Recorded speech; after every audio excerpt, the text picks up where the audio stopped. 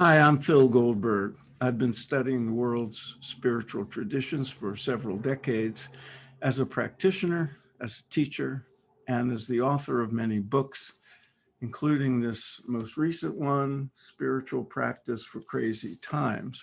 And I'm teaching a course with that title next Saturday for the Infinity Foundation, a 3-hour course beginning bright and early.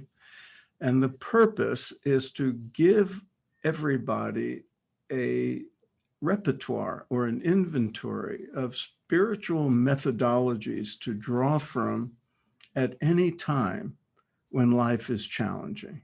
And as we all know, life can get crazy when we least expect it at any moment.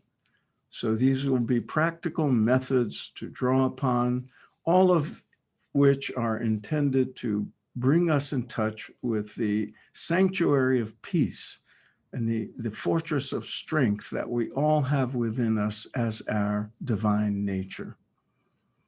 You can register at infinityfoundation.org, and we'll have a good time. Thanks for listening, and I hope to see you next Saturday.